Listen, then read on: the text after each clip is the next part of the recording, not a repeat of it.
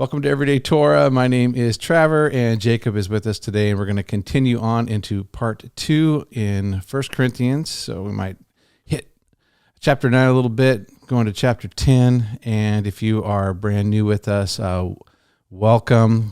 We are a channel that's all about Yeshua, following Yeshua, responding to God's grace. And if you are not brand new and you continue to learn, I just applaud you for the time that you're putting in, because it takes a little bit of time to do all this stuff. Kind of rewiring our brains, Jacob, I think, to see things differently. It does take a little while. So anyway, I look forward to part 2 here today. Yeah, so definitely takes a while to rewire, because you have to. Yeah, I mean, rewiring is the best way to describe it. So it is a rewiring, but I even remember with you is that once you allow yourself to see something differently, a different way, it does seem like you start to, even though you're rewiring, you're like, oh my gosh, now this all makes sense as you put it together, and you start to click, click, click, click, click. Best way to describe it for the cultural zeitgeist is once you take that pill, you find out how far the rabbit hole goes. It's like some mornings I would literally wake up and a scripture would pop into my head, and I'd be like, I know kung fu, like Neo from the Matrix. Oh gosh, like it's crazy because it's kind of true, because there's these verses that just you think but you don't. You really, or at least you don't know it as full as you do after Torah. I was talking to my wife the other day, and we came across one of those verses, and she looked at me and she goes, "There is no spoon." So it's like all these little references where it was just kind of funny because it's totally true. But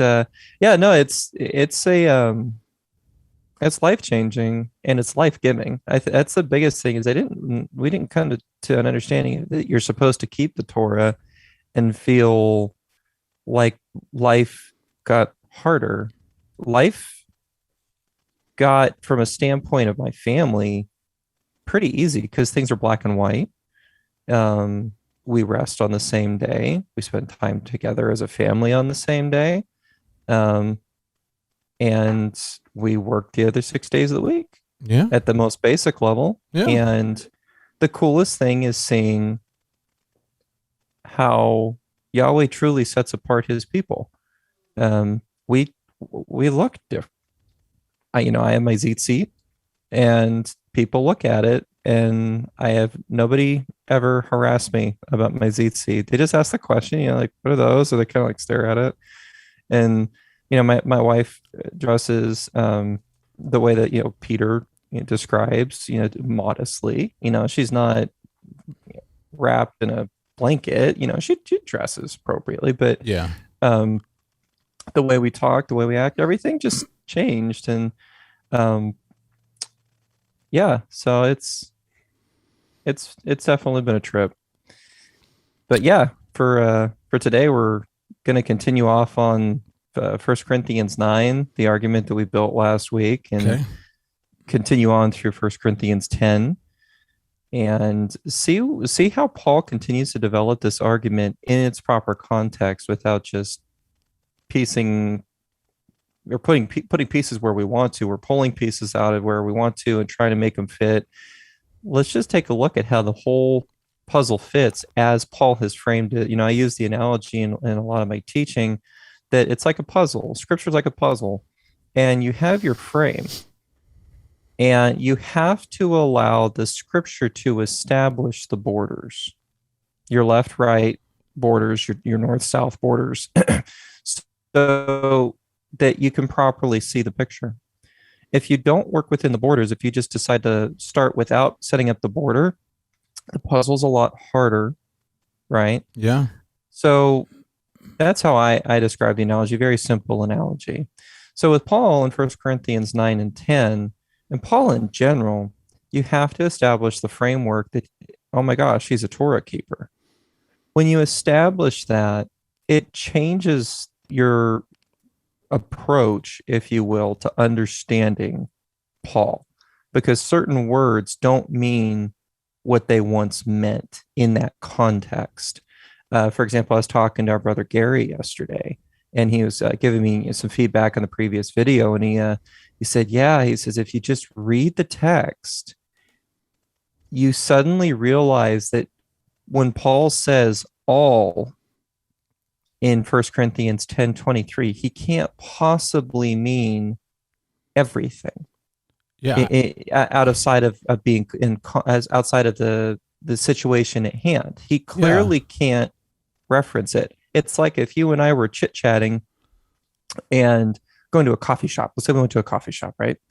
And I spill my coffee all the time without fail at a coffee shop. I get it on me, right?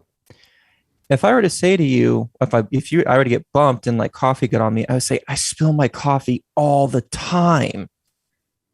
It doesn't mean I spill it all the time, but in my head, I'm thinking I spill my coffee all the time when I go out to the coffee shop. Right. I don't spill my coffee all the time at home. It's usually when I'm at that coffee. So all doesn't mean all. Yeah, and I know it's hard for people to accept, but it's true.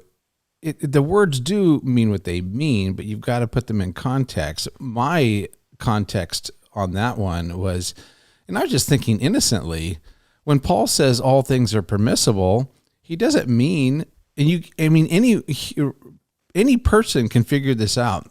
He doesn't, okay, you can be a polygamist, but it's not beneficial for you. Or you can murder, or you can steal, but it's not beneficial. Right. It's just, just simple logic doesn't allow all to mean all in that sense, because Paul should have the liberty to use a word like that and not be misunderstood, right? Because we should get it. Right.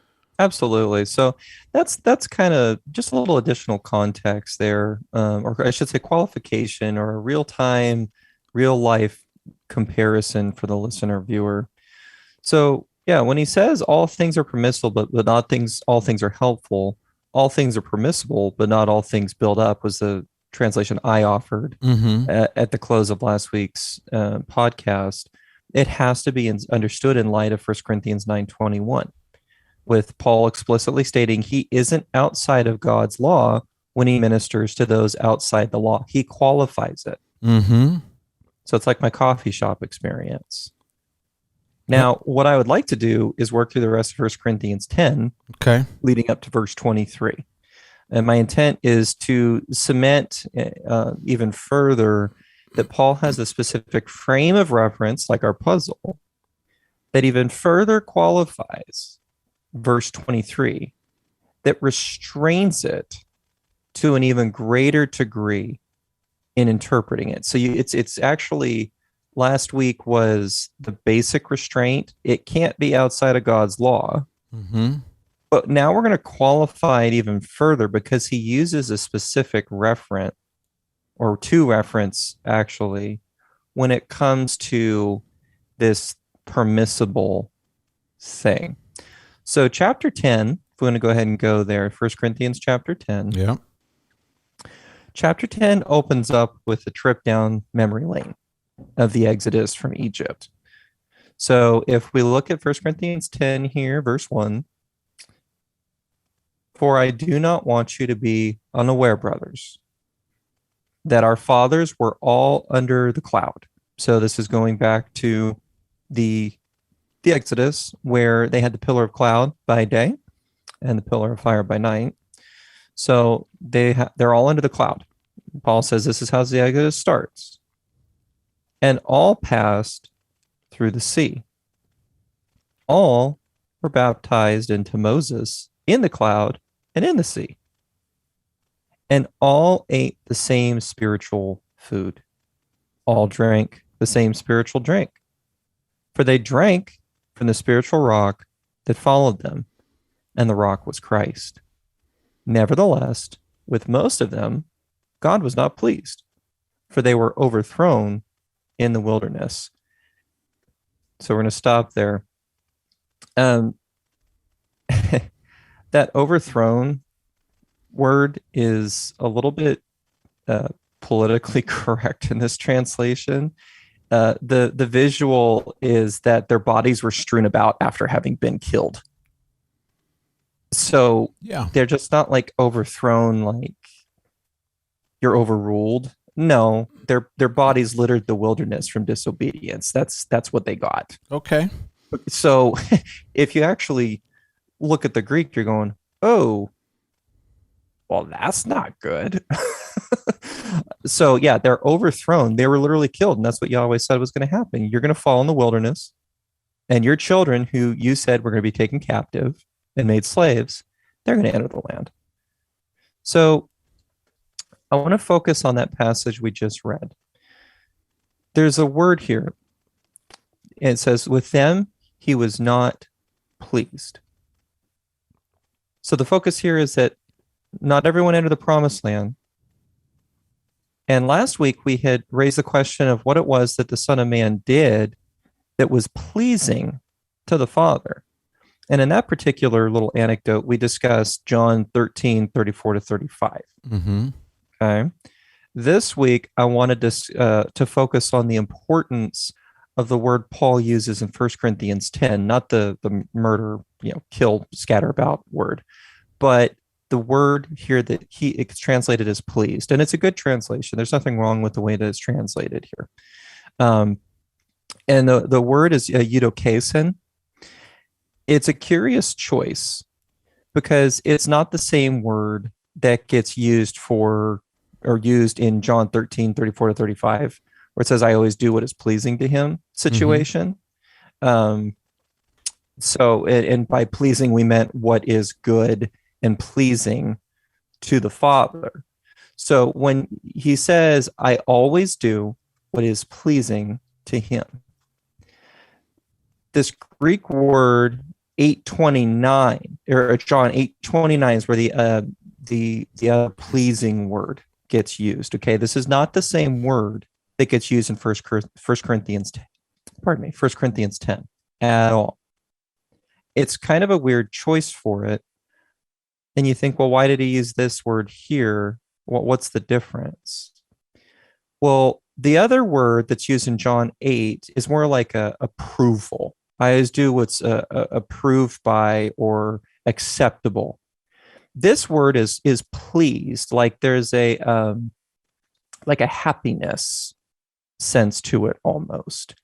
And when you check where the word gets used in the New Testament, you start to notice that this is the word that gets used by the Father when he describes his Son at the baptism in Matthew 3, Mark 1, and Luke 3. It also gets used to describe the Father's, or it's used by the Father as a further description of his Son in Matthew 17 at the Transfiguration. Peter also uses it in 2 Peter 1:17. So this idea, this is my beloved Son, with whom I am well pleased. That's the word that gets used here. I'm pleased with my Son. I'm happy with my Son. You could say, this is my Son in whom I take delight. Okay, this is like a very happy daddy language almost, right? Rather than I approve. It's like, no, like, yes, like you get it. Like, yes, good job. So what did the Son do that was pleasing? Because we did that last week. Let's do it again this week. Well, interestingly enough, if you keep doing the word study, you find that Hebrews 10:5-7 gives us the answer on this. What did he do that pleased the Father? Why does the Father keep saying this about the Son?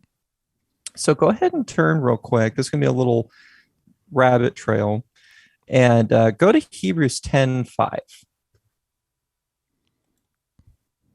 All right, Hebrews 10:5. Mm-hmm. And I'm jumping over to Hebrews 10:5 because the writer of Hebrews, in my opinion, I think it's Paul. There's a lot of reasons for it, which I'm not going to bore all of you with today. Okay, just totally not necessary.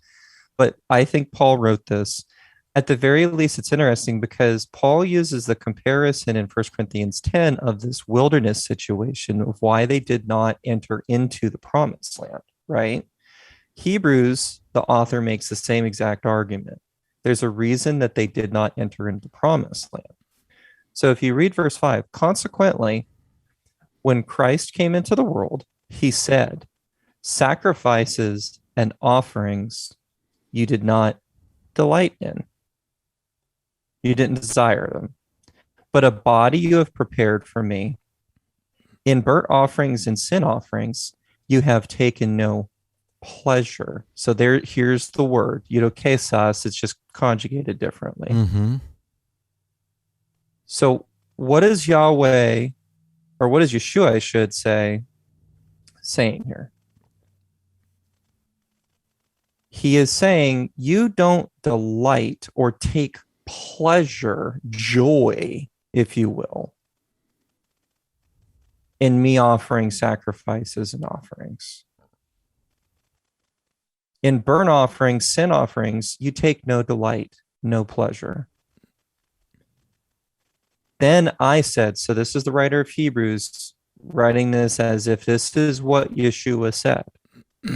Behold, I have come to do your will, O God, as it is written of me in the scroll of the book.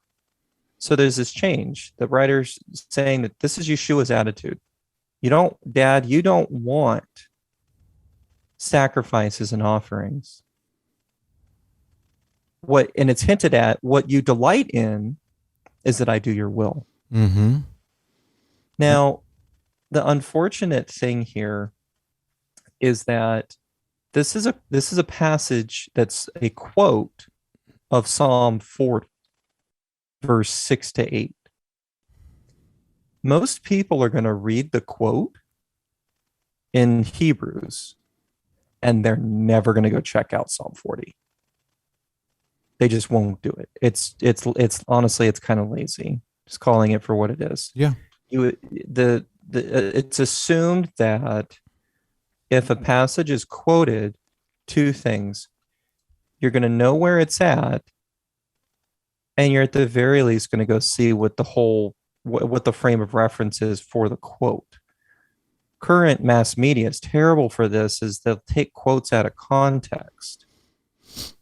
And responsible reporting, responsible journalism is that you quote what was said, but you offer it in the proper context of the quote to be fair to the person who quoted it. That's good journalism, right? So we need to be responsible here. We need to take a look at Psalm 40.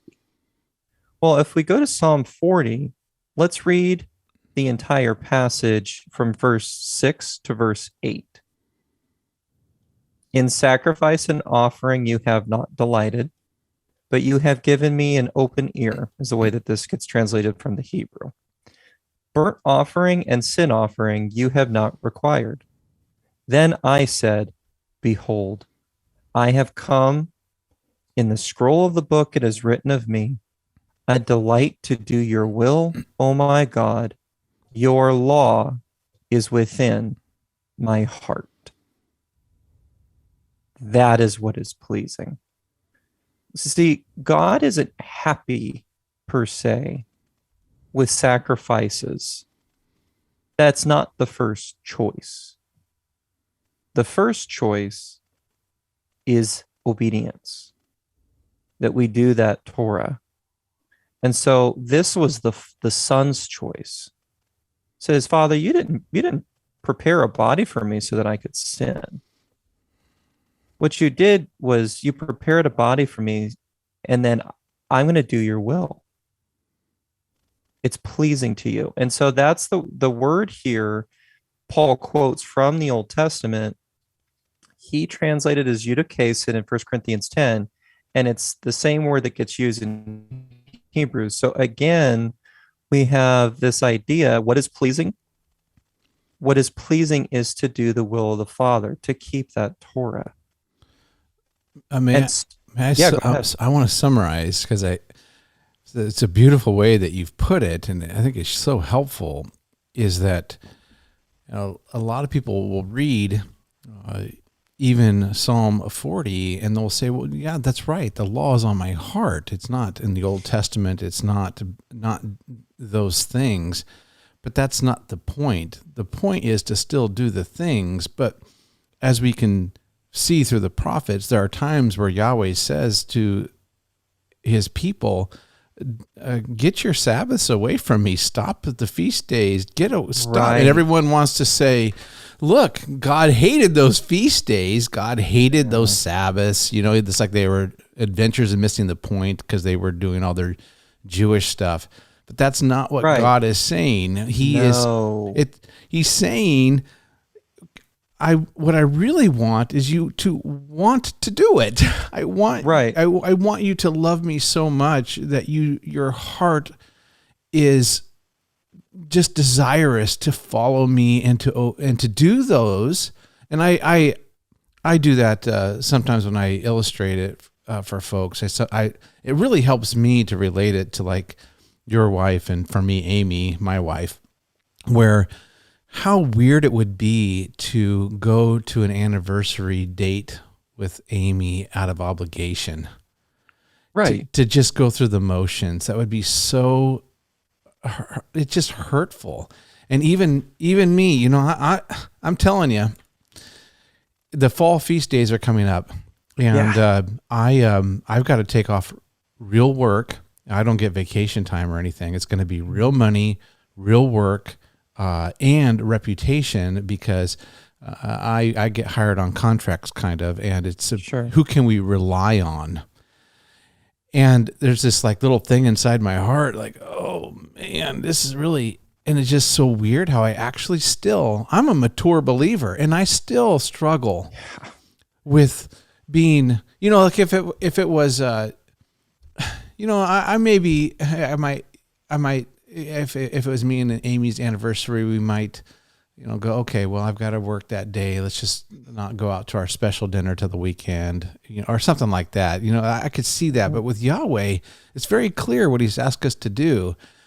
And I want to do that, but I've got to tell you, I'm just being real with everyone here, that the struggle is real. And the thing that I pray for is, Yahweh, please, in my heart, make my heart think that everything pales in comparison to meeting with you at your appointed times. Right.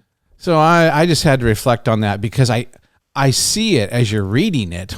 What Yeshua seems to, how Yeshua pleased the Father is not that he just did the will.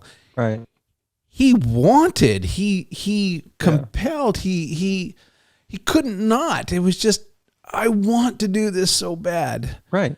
Right. That's all he cares about. And I mean, to your point, going through the motions, Isaiah 66 is one of those passages. It wasn't really on the notes here, but to your point, Isaiah 66, verse 2 is, but this is the one to whom I will look, he who is humble and contrite in spirit and trembles at my word. But he who slaughters an ox is like one who kills a man. He who sacrifices a lamb like one who breaks a dog's neck. He who presents a grain offering like one who offers pig's blood. He who makes a memorial offering of frankincense like one who blesses an idol. These have chosen their own ways, and their soul delights in their abominations. So what's he saying there? They come and offer their sacrifices because they've chosen their own way and sin against me, and think that bringing the sacrifices makes it all copacetic, bro. It just makes it all okay. Yeah, it just turns into a religion. And he says, I will choose harsh treatment for them and bring their fears upon them. That is a sobering thought, man. So, I mean, people rip those verses out of context, and you see, well, see, sacrifice is an abomination to God. No, they've chosen their own way.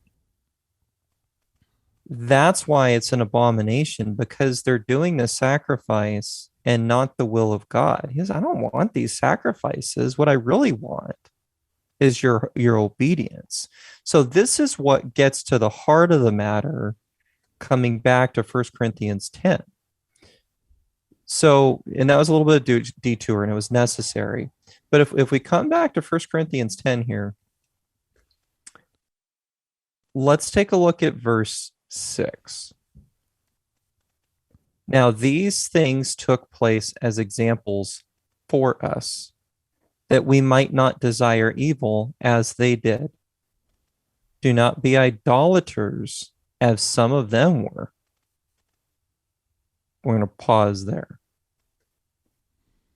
So the Exodus story, real event, it actually was supposed to be, or it is for our benefit, for our example of what not to do, to not desire evil. And what's the first step of desiring the evil that Paul addresses? Idolatry. And remember, this entire conversation now, Paul does this huge aside from 1 Corinthians 9 through 1 Corinthians 10 to address the question of idolatry, eating food sacrificed to idols, and sexual immorality. Because you remember earlier in Corinthians, he had addressed that with the man who had his father's wife. So it was his stepmom. Right. So this is the context that Paul is trying to bring us into. He tries to do this huge dump of information to reorient the Corinthian believers, to remind them of history, and then take that history and have them take a good long look at themselves and how that history can now serve as an example of what not to do. It's the whole point. Mm-hmm. So he speaks first to the idolatry. So he says, do not be, verse 7, idolaters as some of them were, as it was written, the people sat down to eat and drink and rose up to play.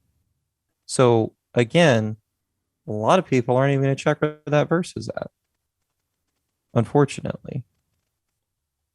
That's from Exodus 32. Exodus 32, specifically verse 6, is the golden calf incident. So this is the first major instance of rebellion by Israel. Mm-hmm. It involves idolatry. It involves sexual immorality. Okay, but the idolatry is the focus of with Exodus 32. He goes on to say, we must not indulge in sexual immorality, as some of them did, and 23,000 fell in a single day. This is from Numbers 25, verse 9. So this is the Baal of Peor incident. Mm-hmm. So this is where the men of Israel took to themselves the women of the Moabites at the deception of Balaam. So Balaam says, well, I've done this blessing and cursing thing. We're really not going to get them this way. So let's go ahead and introduce sexual immorality, and let's go ahead and introduce idolatry. Really underhanded, quote unquote, brilliant move by Balaam to try and derail. And so you have these two examples that Paul brings up, and it's the people who committed these things in Exodus 32, 3,000 people are killed. In the Baal of Peor incident, it's 23,000 are killed. So let's go back here to verse 1, and let's take a second pass. Paul is saying, I don't want you to be unaware.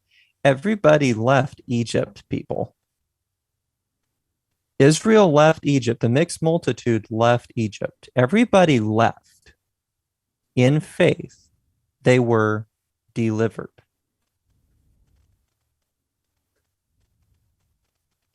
So they're in faith when they leave Egypt.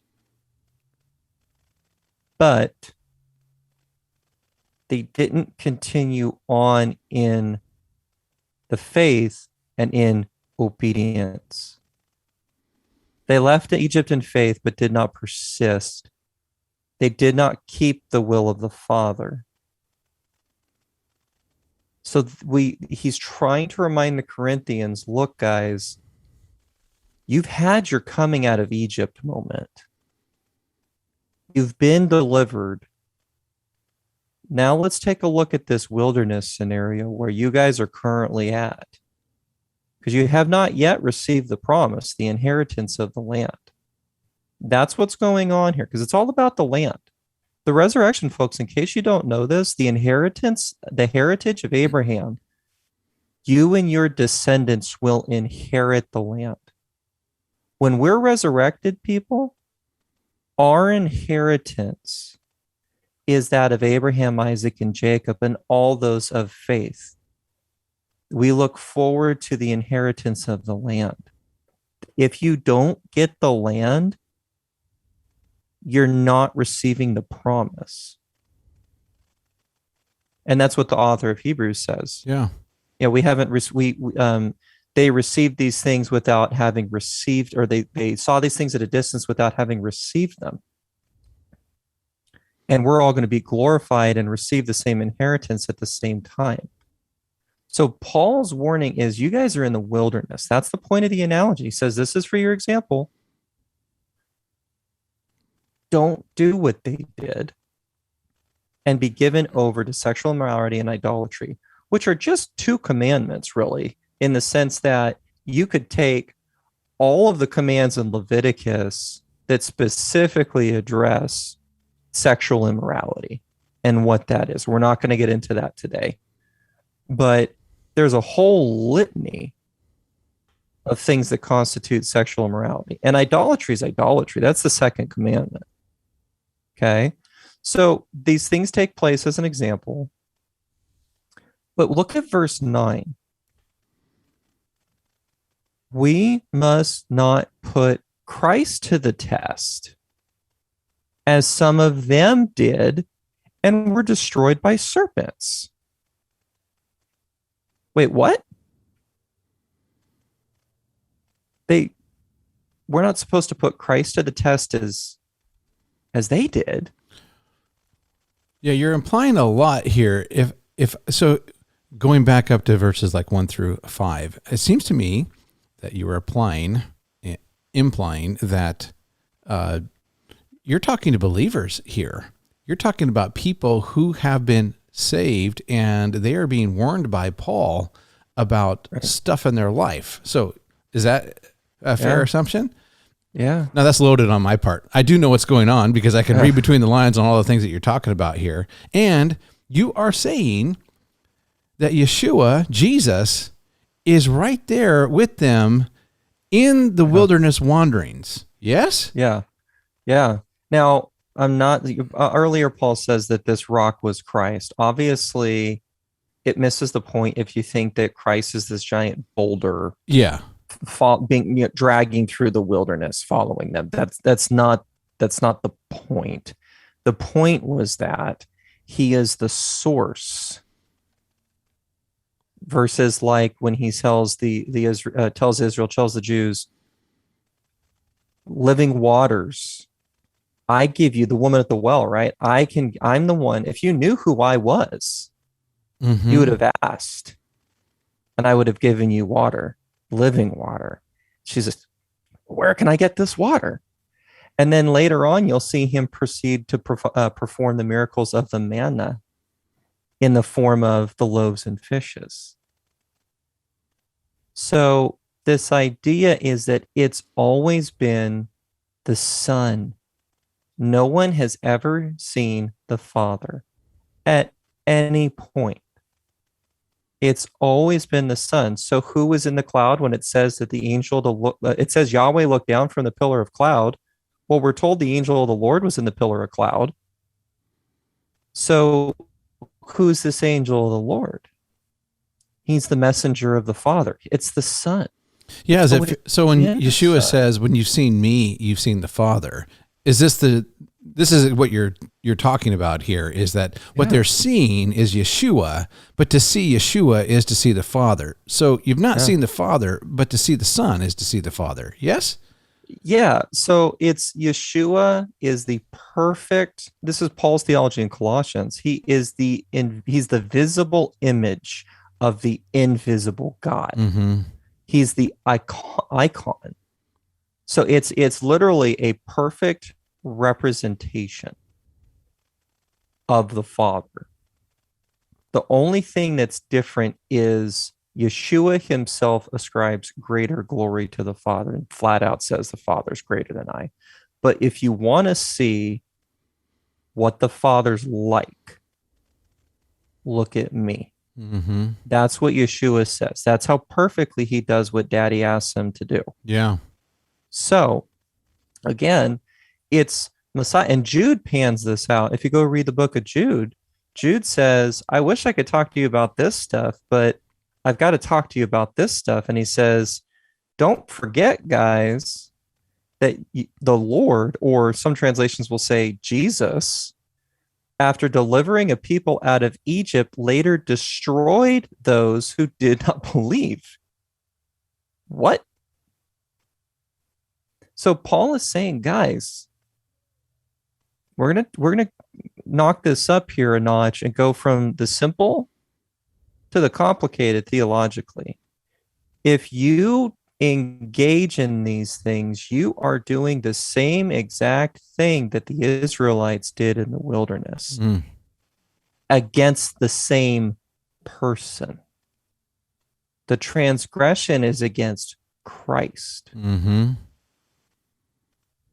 That's going to take a bit for some people in this podcast to marinate on, because a lot of people, the wonderful kind son is who came later, and they were dealing with the Father, and so the Son had to appease the Father's wrath.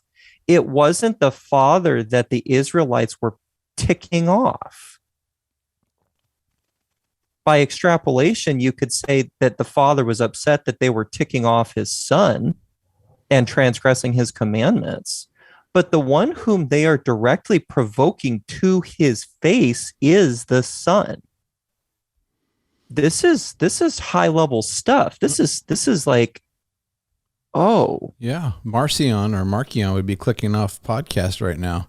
Yeah, you don't have this angry God in the New Testament or in the Old Testament, and then you have a nice good God show up in the New Testament. Marcion thought that there was two gods and that the good God finally beat the bad God. Yeah.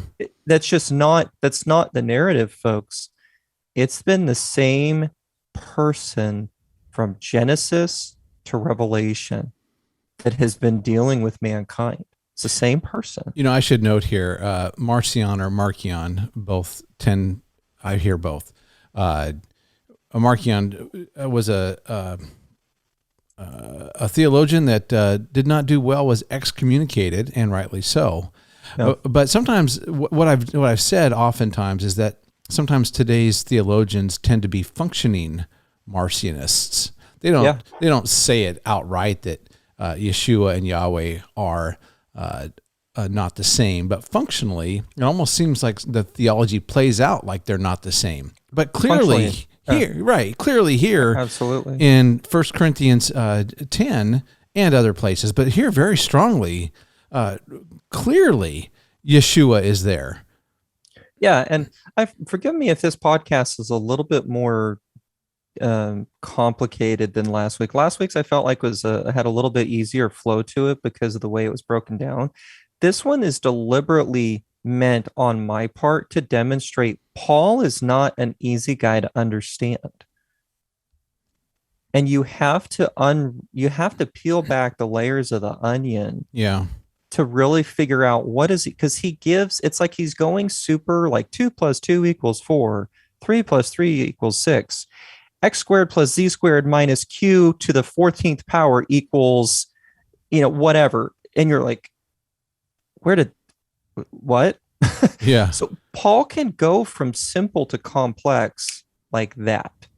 And so it's not easy sometimes to track with him. So that's why I'm doing what I'm doing today, is really getting to the weeds of the language, because I want us to understand, number one, what is truly pleasing to the Father, and by default, what would be pleasing to the Son, and then take it up to the fact here that, guys, you need to realize it's always been the Son. This hippie loving Jesus peace, love, everything's cool, bro. You can sin and he'll still love you no matter what you do. And, it's grace, grace, grace, grace, grace. False. It's the same person that led Israel that is now leading us and will take both groups of the faithful into the promised land. This hippie Jesus has got to go. He's not the real Yeshua. That's the spirit of Antichrist. Mm-hmm. Yeshua wants you to keep the law. That's just a fact. Okay. So moving on, verse 11.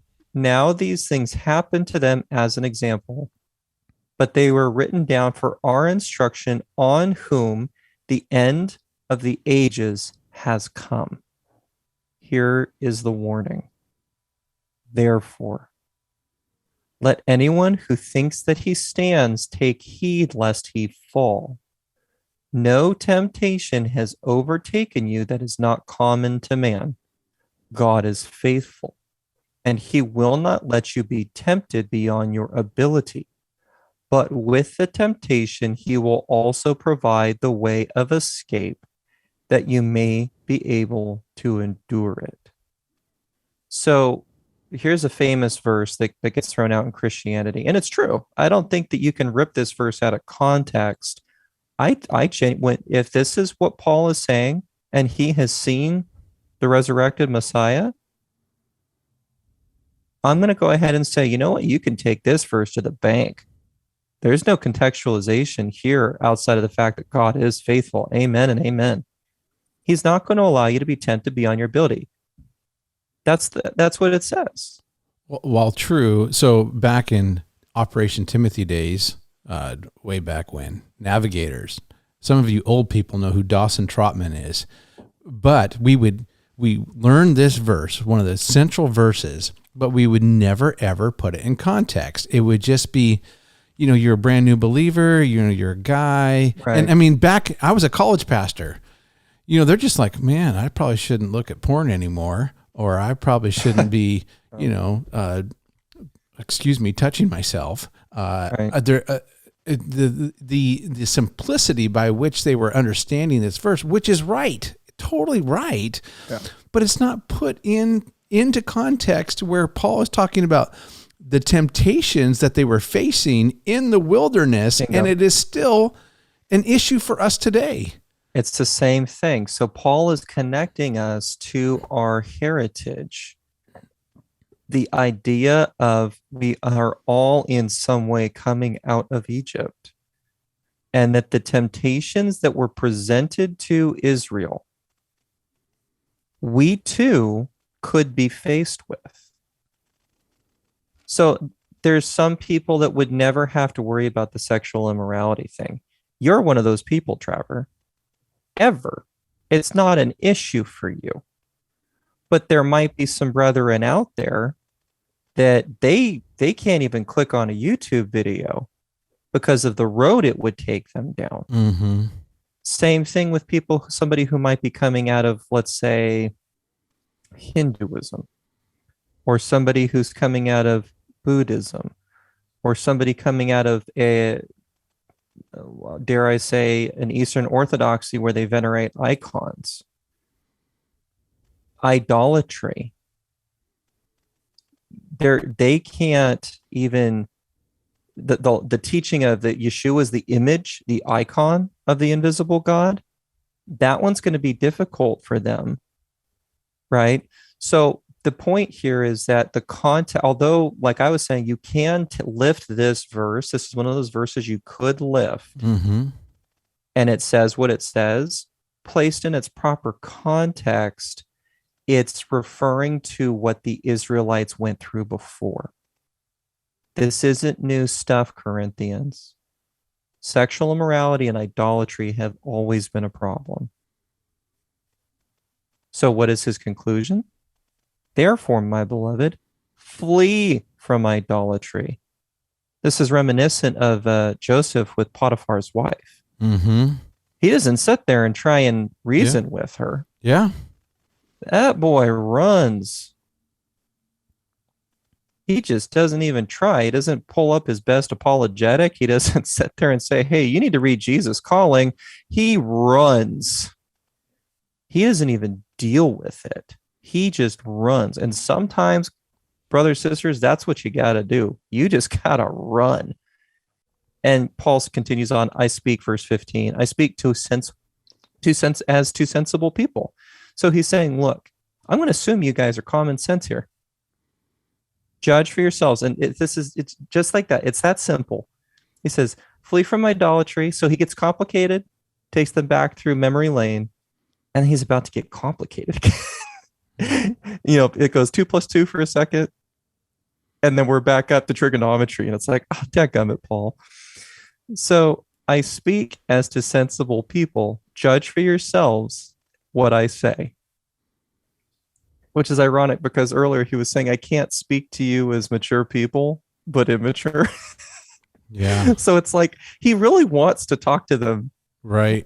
Like he's trying. Like he's really trying to encourage them. He's not just, double barrels blasting them, but then he's like coming up afterwards. He's like, are you okay? Like, maybe you can handle it. The cup of blessing that we bless, is it not a participation in the blood of Christ? So here we go. The context being idolatry. The cup of blessing that we bless, is it not a participation in the blood of Christ? The bread we break, is it not a participation in the body of Christ? Because there is one bread. We who are many are one body, for we all partake of the one bread. So this is a reference to what would be commonly called the Eucharist or communion. For Trevor and I in this context, this is Last Supper language. And leading into Passover. So consider the people of Israel. So again, he goes back to Israel. And folks, if you want to know what not to do, go read the Exodus. Like, go read Exodus, Leviticus, Numbers, and Deuteronomy. You will have a perfect primer for what not to do, in case you're wondering. Now, I have I have a question here. Yeah, sure. In some sense, is Paul looking at the Exodus narrative, putting the people, his present audience in Corinthians, the Corinthian people, saying, you're also a part of this Exodus, and he's grouping them together. It's like it's one and the same story, folks. Don't miss it. Yeah, I would say that is fair. Certainly the writer of Hebrews sees it that way. And Paul, again, at some point, I chomp at the bit, but I'm not fully ready to present, is the greater Exodus. Mm-hmm. There's something bigger than the Exodus, the original Exodus, that's going to take place. And he actually hinted at it earlier when he says, these things are written for our instruction, on whom the end of the ages has come. So he says it's actually not been about the Exodus, folks. Yeah, that'll be a fun future discussion. And, just, for listeners too, Jacob and I have talked about this, thinking, and probably rightly so, that Exodus, Leviticus, Numbers, Deuteronomy, Joshua is a picture of millennial kingdom type stuff going into end times and what that will look like. So yeah, those will be some fun conversations. It's going to be really cool. So Paul, verse 18, consider the people of Israel. Are not those who eat the sacrifices participants in the altar? So this is going back to the question at hand, idolatry and eating food sacrificed to idols. So he's saying, you guys are participating in the cup of Christ, in the bread of Christ. And then he asks the question, consider the people of Israel. Well, the temple hadn't been destroyed at this point. So the comparison is, look at the people of Israel here. Consider how, when they go to the altar, are not those who eat the sacrifices participating in the altar?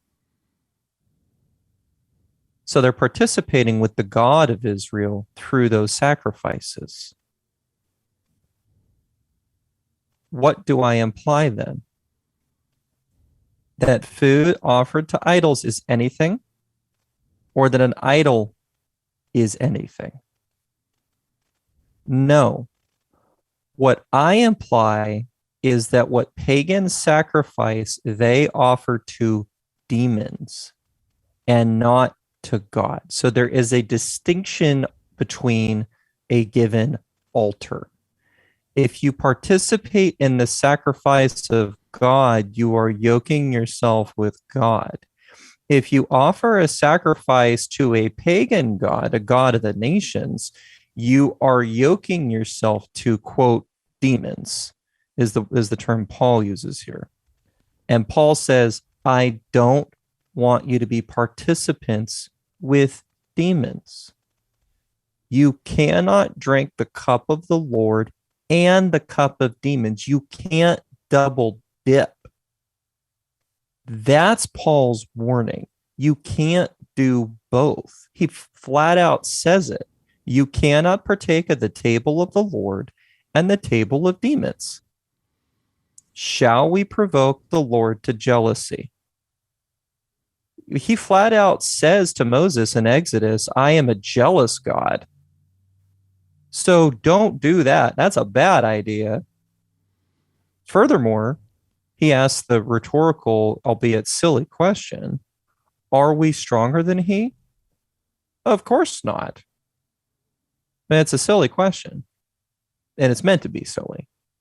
Because he just went through this whole litany of how God just killed them in the desert for disobedience. Mm-hmm. So it's an obvious no. It's a rhetorical question. So let's take a look at the whole language here and then consider the very next verse. All things are, and this translation says lawful. We covered that. I don't think that's a good translation. All things are permissible, but not all things are helpful. All things are lawful, but not all things build up. Let no one seek his own good, but the good of his neighbor. Eat whatever is sold in the meat market without raising any question on the ground of conscience. For the earth is the Lord's and the fullness thereof. If one of the unbelievers invites you to dinner and you are disposed to go, eat whatever is set before you without raising any question on the ground of conscience. But if someone says to you, this has been offered in sacrifice, don't eat it for the sake of the one who informed you and for the sake of conscience. Now, here's where this gets ripped out. Mm-hmm. I do not mean your conscience, but his. This is still not about law. Right, yeah. This is about conscience. For why should my liberty be determined by somebody else's conscience? If I partake with thanksgiving, why am I denounced because of that for which I give thanks? So whatever you eat or drink or whatever you do, do it all for the glory of God. Give no offense to Jews or to Greeks or to the church of God, just as I try to please everyone in everything I do, not seeking my own advantage, but that of many, that they may be saved. Be imitators of me as I am of Christ. So let's look at the capstone statement and then go backwards again. The capstone statement is be imitators of me as I am of Christ. Is Yeshua ever going to eat pork? No. Is Yeshua ever going to have an image of the Father that he bows down to and says, God's okay with this? No. Is Yeshua ever going to break the Sabbath? No. Is he ever going to kill somebody in a murderous context? Because he's God. So I'm going to put this in proper context. Now, interestingly, I can emphatically say no to that. On the Sabbath one, that one's a little harder, but it is in the same category. And the reason it's harder is because the Pharisees accuse Yeshua of breaking the Sabbath, but he didn't really break the Sabbath. Which he never did. But you're Never still broke it. They're all in the same category. But I can just see listeners going through your list that you've just given, and maybe they said, Well, maybe he did on the Sabbath, but he did it. He couldn't have. For two reasons. Number one, his heart was to do the will of the Father. Number two, he could not have been the perfect sacrifice had he done that. Circular logic. It brings you right back to it's an impossible scenario for him to be the sacrificed lamb of the world and to have been a quote unquote sinner. You can't be a spotless, blameless lamb. No. And then have to atone for your own sin. You can't. So what is Paul's conclusion? Be an imitator of me as I am of Christ. Well, what we've just, the last two podcasts, this one and the preceding, have been designed to try and demonstrate that Yeshua did what was pleasing to the Father, which meant he was a commandment keeper. Paul's conclusion is be a commandment keeper as Christ was. Imitate me in my commandment keeping, my way of life, as I imitate Messiah. That's the charge. And could we couple the charges to keep Yahweh's commandments, but also with the heart? Exactly. And that's the heart of the issue. Is you can have an external practice of religion, but miss the point. Well, right, and it wouldn't that be true of the many of the people that Paul was addressing? I can testify that you're zealous for the law. You do the law, but this is not what God is really looking for. He's looking to do that, but it's about your heart doing it. Right, and here's the thing: is people are gonna. I can already hear some people who might be a little bit more critical going, "Well, Jacob, you just bulldozed that." I'm going back, folks. We're going to pull this apart more too. Take a look at the context here. The prohibition is those who eat sacrifices, participants in the altar. What's implied is that you're the one at the altar offering the sacrifice. Mm-hmm. That is explicitly prohibited.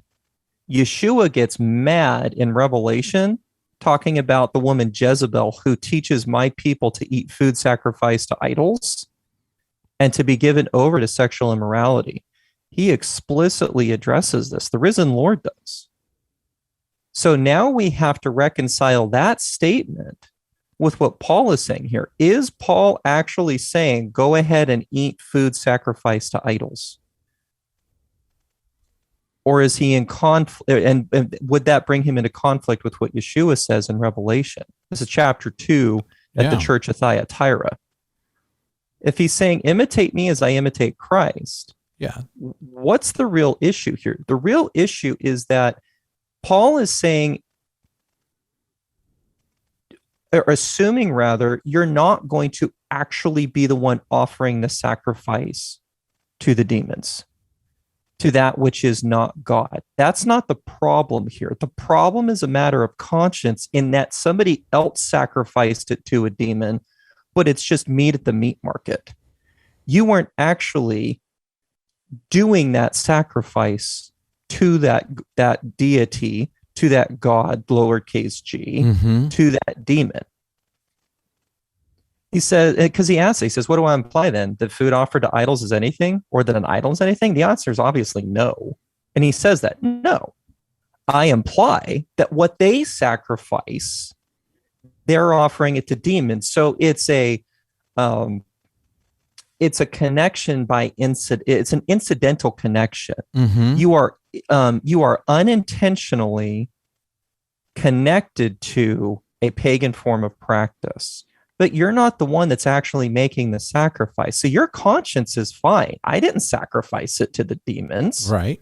This is what he's really getting at. This is the next level stuff. This is going to be the transition to next week's teaching. It's going to have to be a part 3. Sorry, folks. I know maybe this isn't the coolest teaching, but this is really important for you to be able to defend your faith and explain to people, hey, no, you can't eat whatever you want. So in this particular situation, again, it's by incidental connection. There's somebody who offered something to a pagan god. We're looking at verse 28 here, folks. to a demon. Yep. You didn't do it. So by out of the gate, you have committed no sin. You didn't sacrifice it to the idol. There's no sin here. Yeah, but they did. But they did. And now they've informed you that they did. Bingo. Now he says, don't eat it. Yeah, not because it became unkosher for you lawfully. Right. But still don't eat it because of their conscience. Right. And he says, what he says specifically, not for your conscience. He's saying, I could still eat that meat. Paul's saying this. I could eat this meat. It's not going to bother me. I didn't sacrifice it. That's why he says an idol's nothing.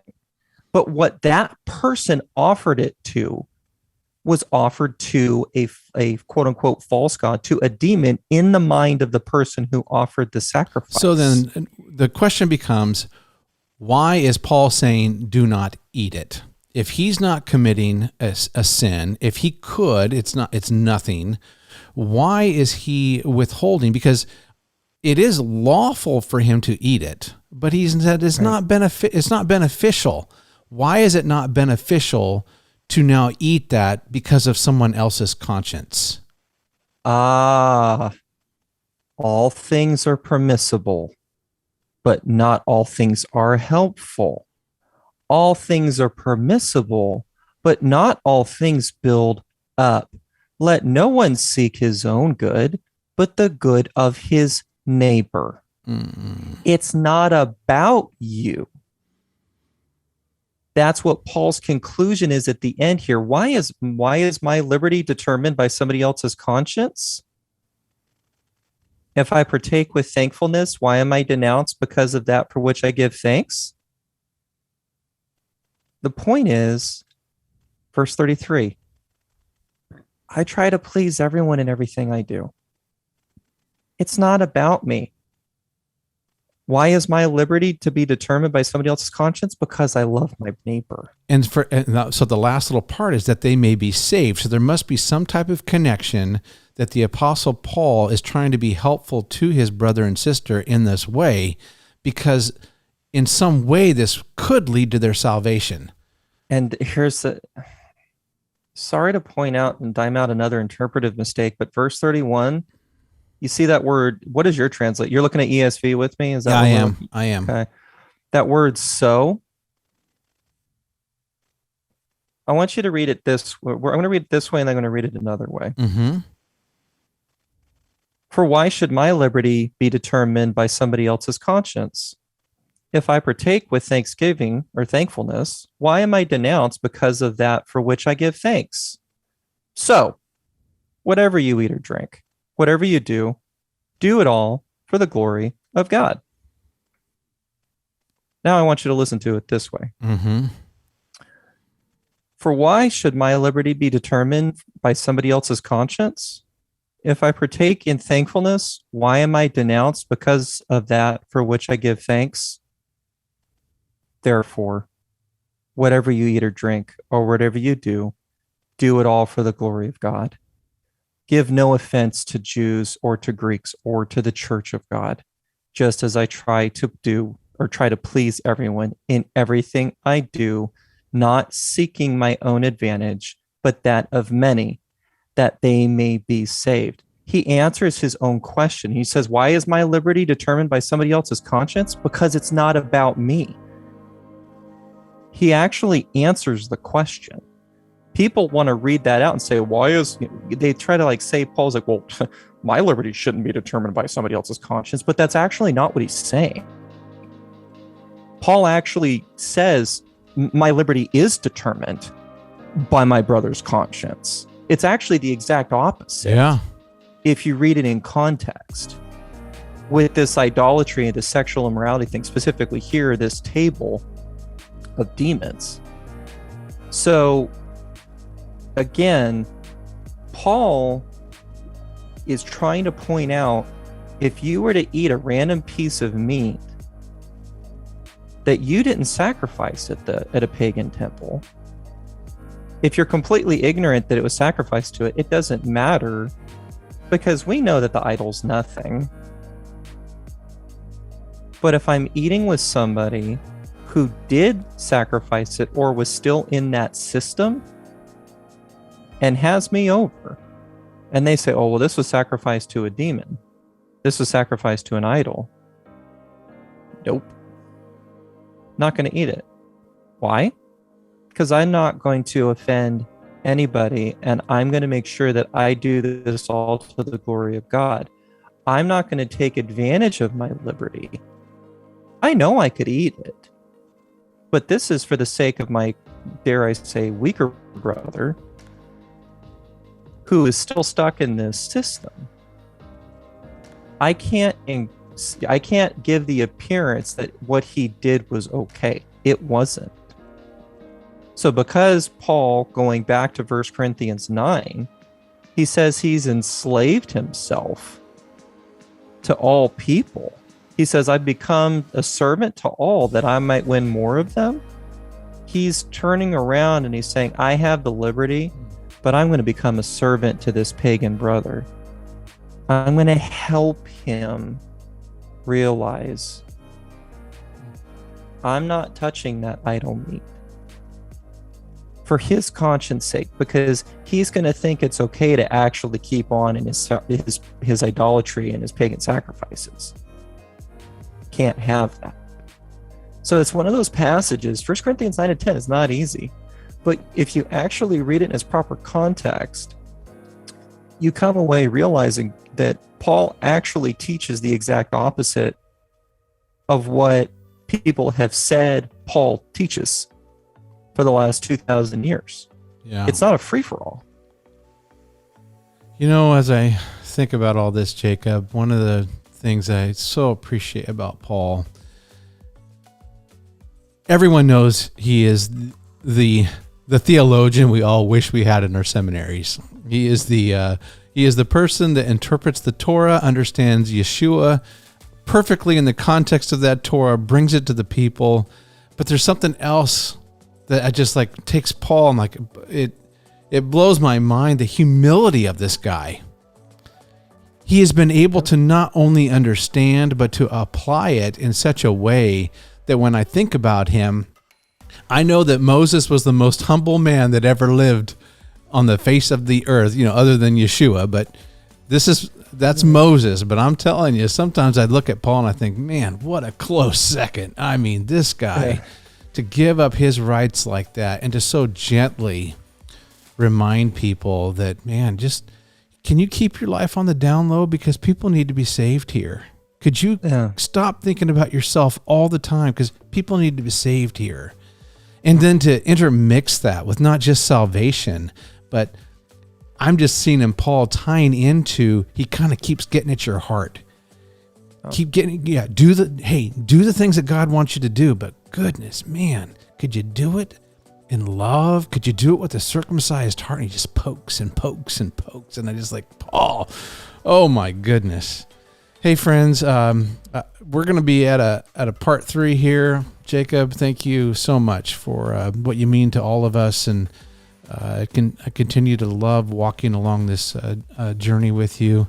We think about our master, Yeshua, who did not break that Sabbath, didn't consider equality with Yahweh anything to be grasped, but took on the humble nature of a servant. Paul is preaching that same message here, that we might serve people in all these sorts of ways. Yeshua, our Savior, our Master, our exemplar, walked in that Torah every day of his life with the right heart. I want to be like my Messiah. Jacob wants to be like his Messiah. We've got to walk in that Torah every day of our lives with the right heart. And that's why we call it Everyday Torah. We'll see you next time. Everyday Torah.